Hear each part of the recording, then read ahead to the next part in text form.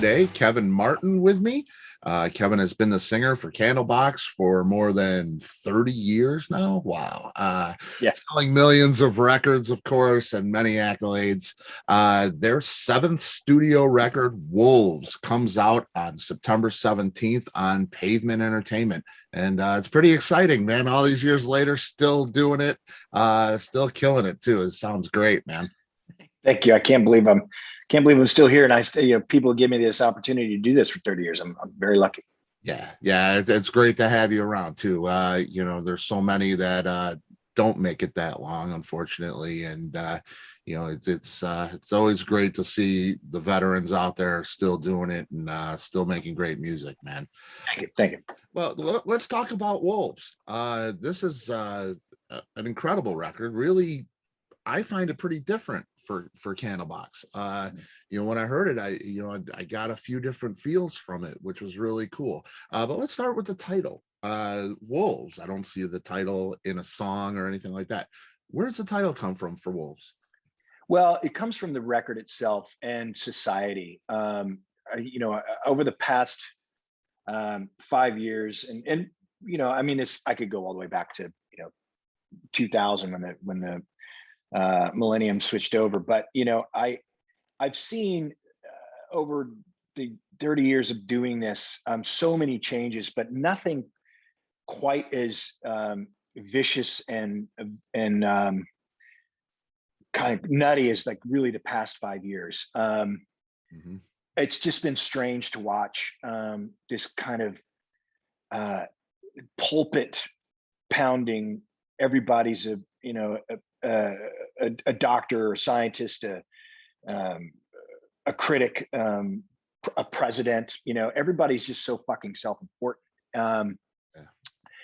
And at the same time, with that viciousness, I've just seen people turn on one another, and it's kind of like that lone wolf or injured wolf mentality that I think is taking over, where everybody just feels like I'm just going to take it. It's not like, not like in any other species, like a coyote that, kind of hunts differently. Wolves, when they are when they feel endangered or stressed, they become very, very vicious. But at the same time, they're incredibly beautiful creatures. And when they work well together, they're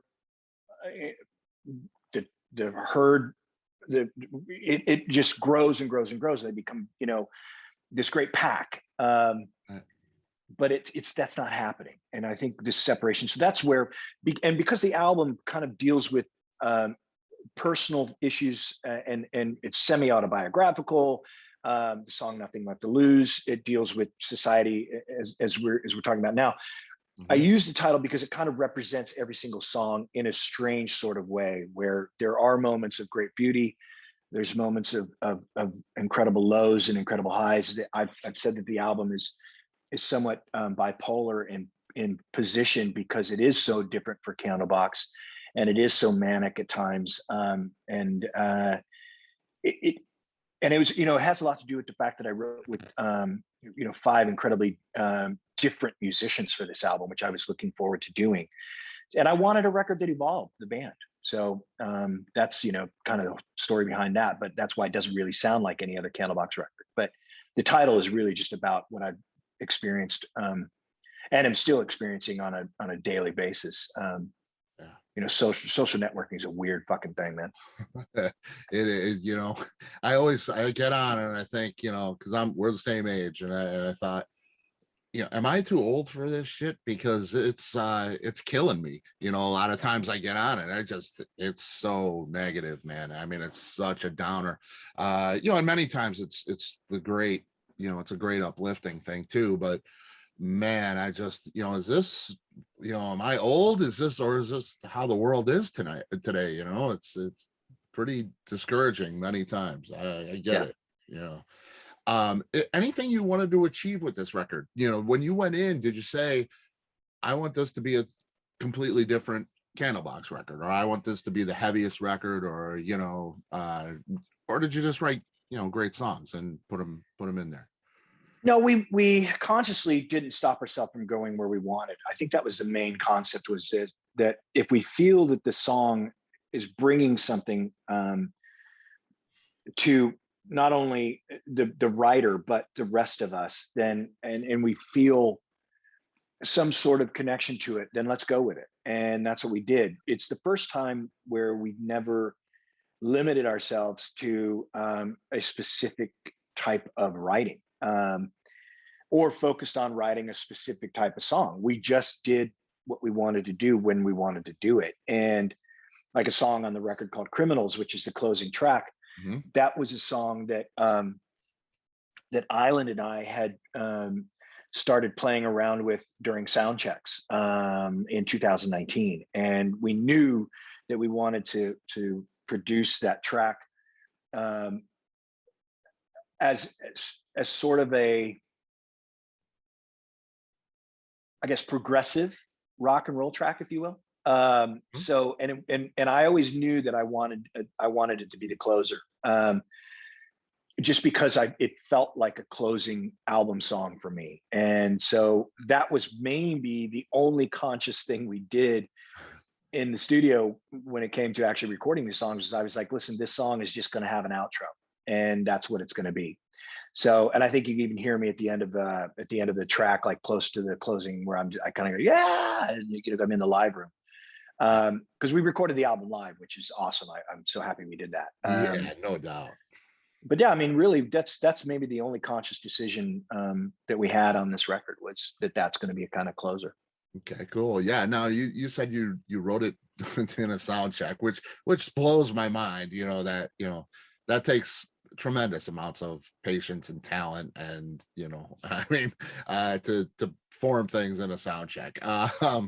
But you were writing, putting things together at that point. And I noticed that in August of 2020, you released "Let Me Down Easy," Mhm.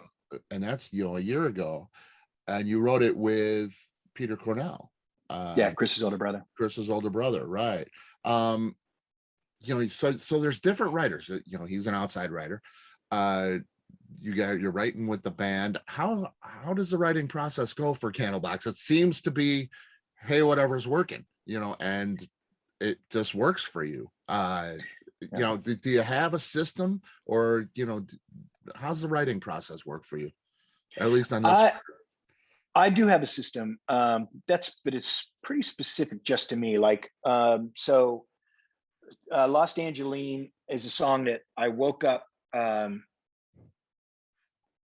I think the day after the first pre-production rehearsal, and or maybe it was the second day of pre-production. And I woke up in the morning and had this kind of melody going through my head. So I went out to my guest house out here in Los Angeles, and uh, picked up my guitar and knocked it out. And then I brought it to pre-production and said, "Hey guys, I wrote this song, and it's on my phone. Have a listen." That happens, occasionally with me, maybe once or twice a year, where it connects, and I know exactly what I want to do, and I go in and do it. Right. But when it comes to writing with other musicians, I tend to like to write around a drum beat. I started out as a drummer, and it's really important to me that the song moves rhythmically against how I like to sing. So, an example with Peter writing "All Downhill from Here," or "Let Me Down Easy," rather. Um, I told him that I wanted something that was swampy, bluesy. Felt as though he and I were maybe sitting down on a tree stump with Robert Johnson at the crossroads, discussing life, and about to make really bad decisions. And with that comes, a specific type of a stomp, in my opinion, when you're writing music around that kind of concept of a song. So he picked up a dobro, which is I think it's a metal acoustic guitar, and a slide. He sent me this done on acoustically, and it had that kind of swagger that I was looking for. So the first example that I could use when we were tracking the song in pre-production was, I used the example of Black Rebel Motorcycle Club with Dave. I said, I want you to kind of give me a Black Rebel Motorcycle Club type of a drum beat for this, spatial, toms, dark, And that's what he did. So it's really kind of, that's my writing process, is I'll discuss, or I'll lead by example, if you will, by song. So think of Stairway to Heaven when you're thinking about this guitar pattern. Not that I want it to sound like Stairway to Heaven, but if you can play a guitar pattern how maybe Jimmy Page would play it, which is loose, choppy, but melodic, then you'll get what I'm looking for, and I think you'll find something in it. So that's generally how I tend to write. But with outside writers, it's different. They will bring you something, and then you discuss it, and you go through the arrangements, or you discuss, well, that's not really working for me because it's not in my key. But if we adjust to maybe a C sharp, it'll make it a little bit easier for me to work with, because that'll be my mid range. So that's how that kind of works out. So with Let Me Down Easy with Peter, he's just such a brilliant songwriter, that I really just kind of ran with what he'd sent me. With Christopher Thorne in the writing of All Downhill From Here, he had just written a magnificent song that needed lyrics, and the song made me feel mortal. It made me feel my age. It made me feel that I had achieved and accomplished what it was that I set out to do, and now it's time to enjoy it. So that's kind of why the lyrics came the way they did. Music will speak to me on so many different levels when I hear a song. So that's what I love about writing with outside writers, is they bring that influence and that inspiration, because of the candy that they put in the song itself, and it's all ear candy to me. Yeah, and the Candlebox, I think, has always been like that, at least for me as a listener. There's always a feel to it. There's always, Yeah. It puts you somewhere, Yeah. rather than verse, chorus, verse, nice song, that kind of thing. That's great, but this is, it puts you somewhere. It takes you on a journey, which is really, it's a special thing to be Oh, able to thank you, write man. like that. Yeah, it was Thank you. really. And I listened to this record, and especially like My Weakness, the latest, that you have, Riptide. I think like bands like Live or Train, Mm. um, and I've never thought of those bands with any other Candlebox stuff. I listen to Candlebox, and I never really think Train. You know what I mean? Yeah. This one I do. And I absolutely love those songs. They're probably my favorite songs on the record because they are out of that box, so to speak. Mm.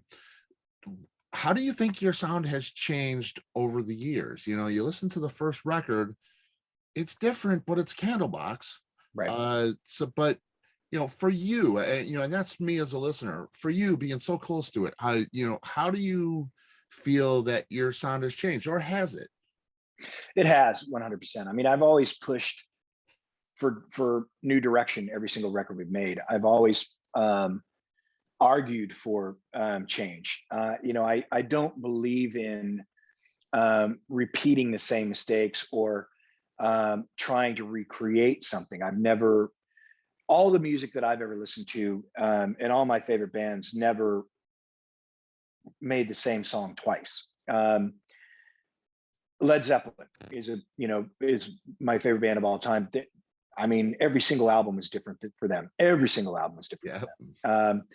And they grew with the times. They went with the changes of what was happening around them, and I think that's what I appreciated about them most, was that they would allow that. And so for me, I've always kind of used my inspirations and my musical library to kind of grow myself musically and songwriting wise. So I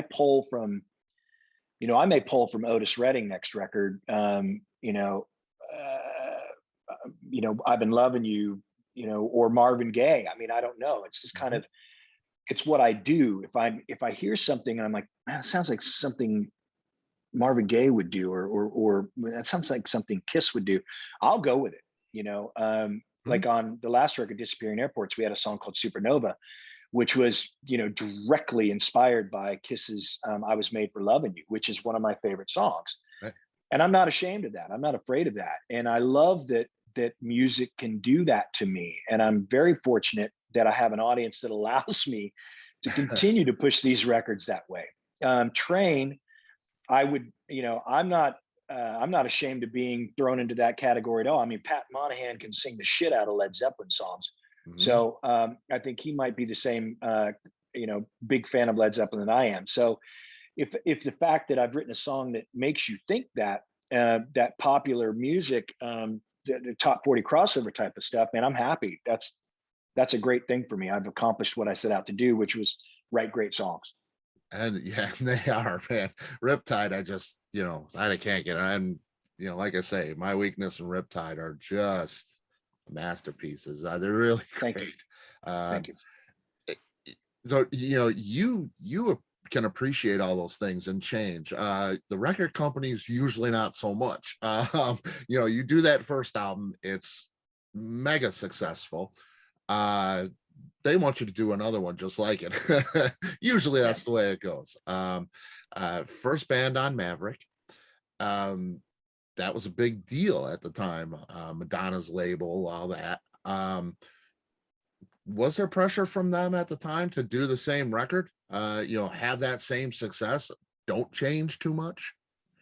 No, they were very I mean, they were very supportive. They allowed us to make Lucy the way we wanted to make it. I think it was, it probably has a lot to do with, at that point they had already signed Alanis Morissette and they were gearing up to release that. So they probably didn't give a shit about us at the time. But I like to think that it was because they were allowing us to be artists and be free, you know. And we collectively made that decision to make that record as a band. It was time for us to get away from the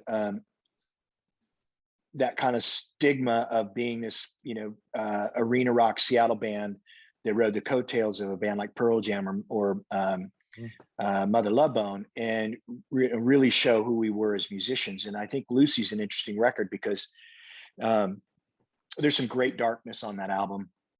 There's some brilliant songwriting on that record, and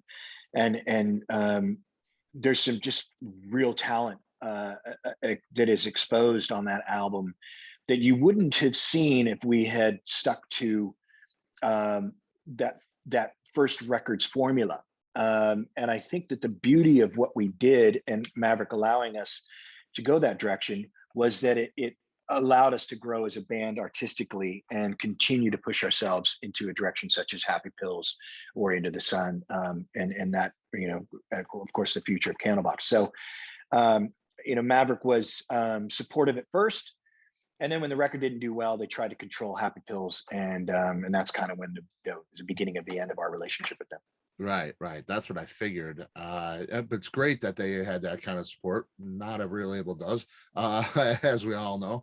Um, you mentioned that Seattle sound and that time when that first record came out, especially Pearl Jam, Alice in Chains, and Soundgarden, and those are the Seattle bands.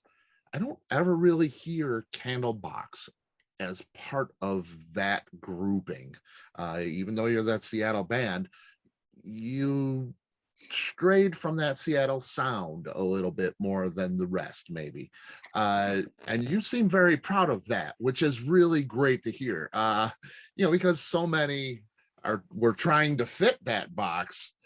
You were moving away from the box a little bit. You embrace that to this day, right? I mean, that's Yeah. yeah, that's great. I was wondering if you had any regret of not fitting into that box a little more. No, I think first and foremost, Candlebox is 5 and 6 years in age younger than Mhm. all the guys in Soundgarden, Pearl Jam, Alice in Chains. I mean, and our bass player didn't even turn 21 until 1993 or 92 rather. So, I mean, we were kids that none of us were in Green River with Mark Arm. None of us were in Malfunction with Andy Wood. None of us were in, any of the bands that had all played together, Diamond Lie or Alice in Chains. we were just kids. You know, I was 16 years old working at Fluvog Shoes with Susan Silver, who was managing Soundgarden, you Hmm. know, when they had releasing, you know, Loud Love and stuff. So it was a different time for us, I think. And that's probably why we didn't have that sound, is because we didn't grow up with it. Right. All those bands, you know, even Peter Cornell, Chris's older brother, didn't have that sound that Chris had with Soundgarden, because Peter was, I think, 4 years older than Chris. So he was in a different kind of songwriting. That 1982 to 1986 period of Seattle was really, really, I think, where all of that kind of underbelly of great rock and roll came from. It started actually with a band called Bam Bam, who was Matt Cameron actually played drums in, and Oh, they kind of started it all. They had a female singer named Tina, a black girl that was just an unbelievable, super, super beautiful punk rock chick, that was making this really fucking amazing dark rock and roll. And then that spun into, you know, bands like Soundgarden, the Melvins, yeah. Tad, all that. So we just didn't have any of that history, you know. I mean, yeah, it's just we wouldn't have grown up with it. It wouldn't have been in our wheelhouse to even try to write songs like that. So that's probably the main reason why we didn't fit that mold, because Right. we didn't play any of those bands. You know? Right, right.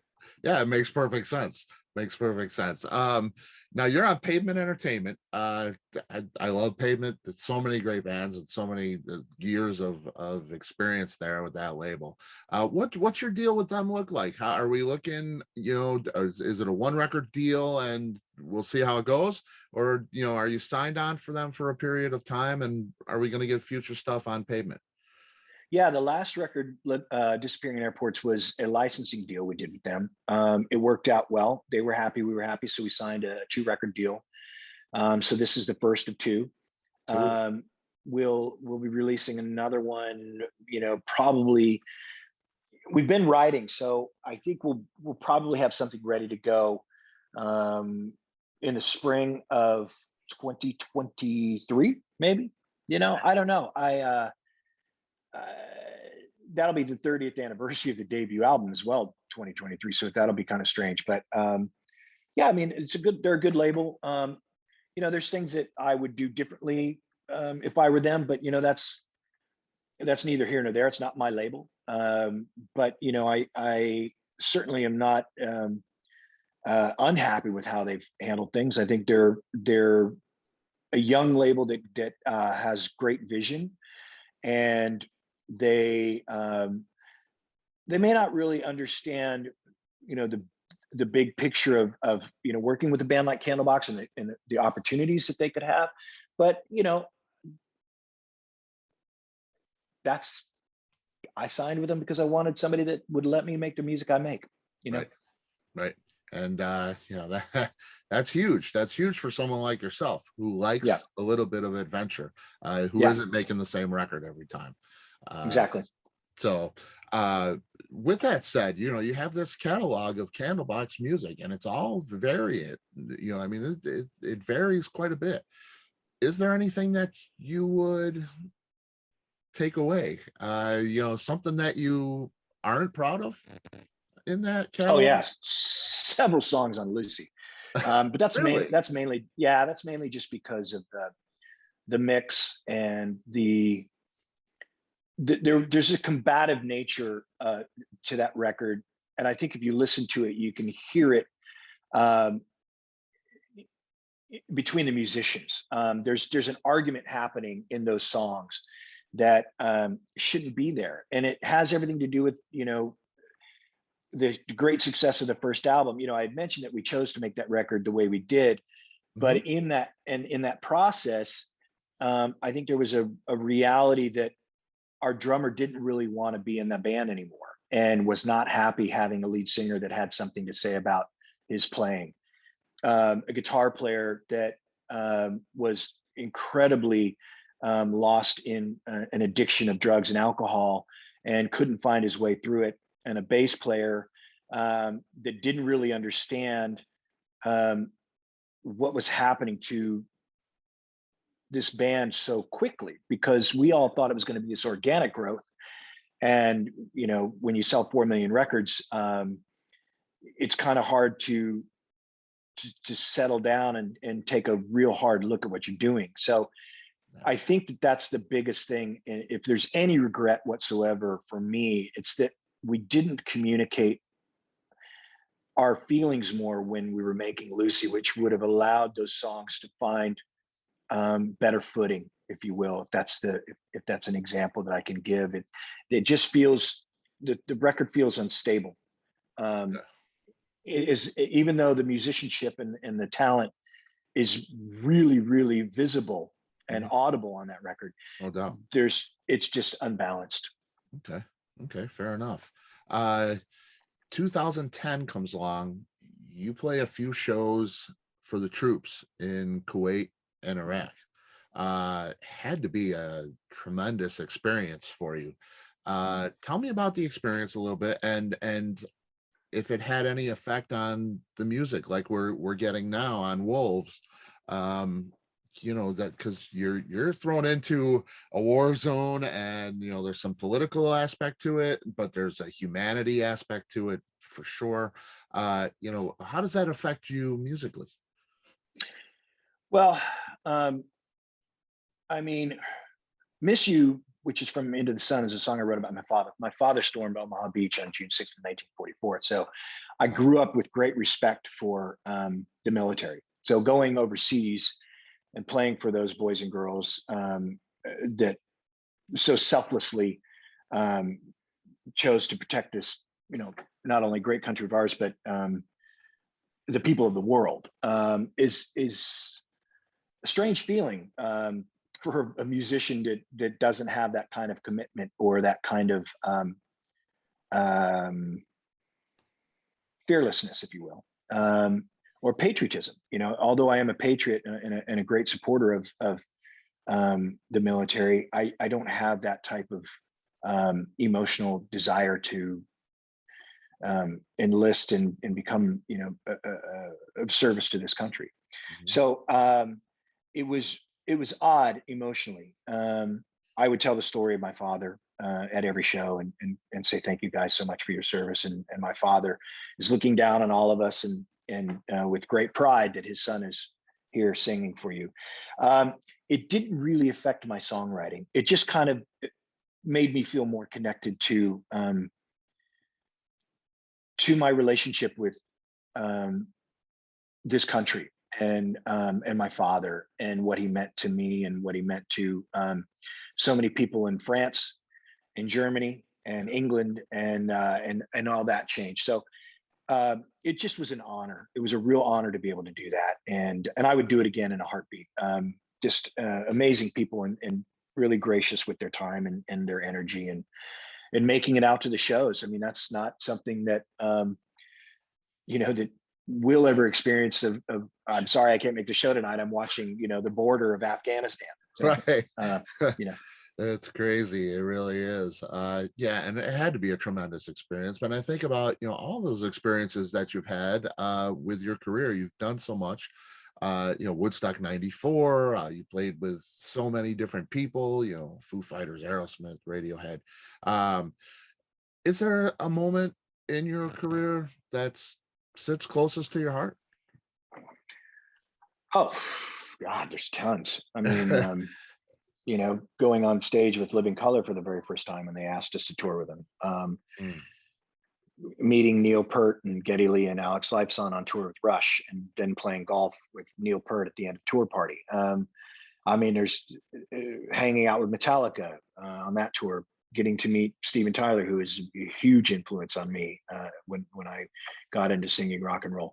There's just far too many to count, and honestly, signing the deal with Maverick was just that's probably the greatest moment of my musical career. I mean, even more so than selling 4 million albums is just signing a record deal. yeah.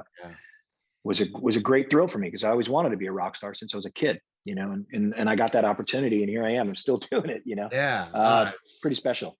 It's pretty great, man. It's really cool. I love to see guys like yourself, who are so vested in their careers and doing this. It's a gift for me as a listener, as a fan, and everybody who listens to you, for you to keep it going and give us more to enhance our lives. It's a gift. It really is. Thank you.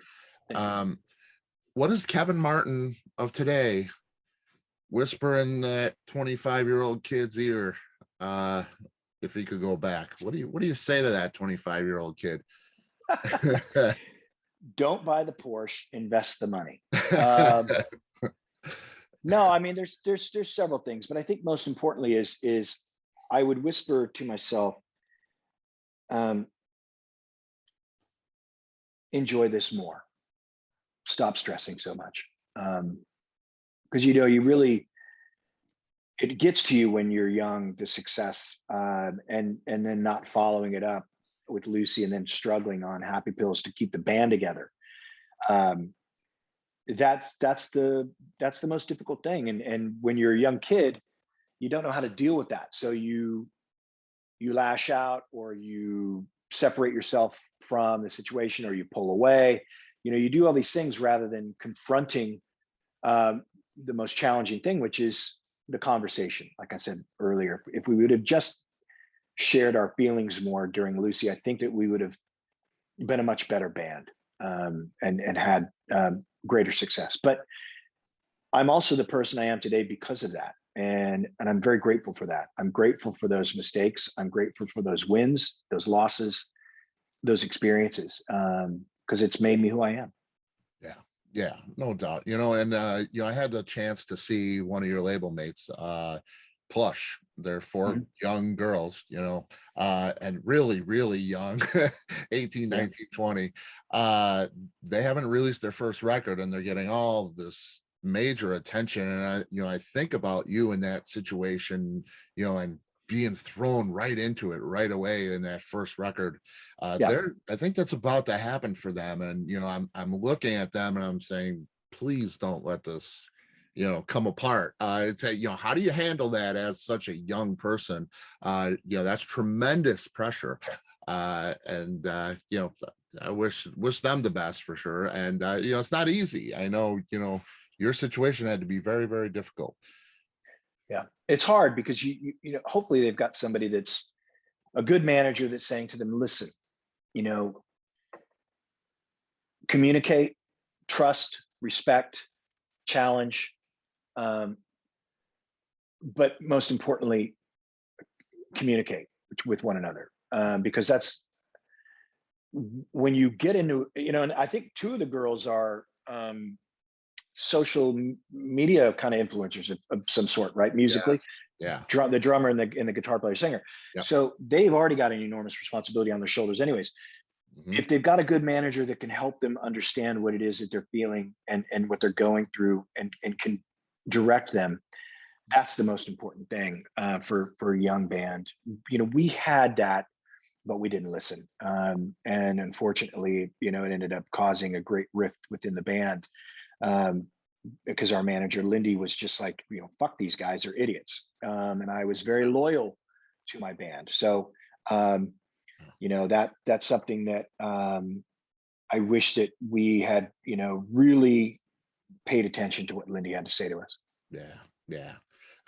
Kevin, I want to respect your time. This is just such a blast for me, and it's really, really great. I appreciate it so much. Thank you, man. One more for you. You've done all these things. You've had this really fulfilling career. Is there anything else that you really have always wanted to happen, or that bucket list item that you always wanted to do that you haven't done yet? Yeah, I mean, I'd love to tour with Alice in Chains, Foo Fighters, and Pearl Jam. Yeah, I mean, that'd be a dream come true for me. Seattle music scene.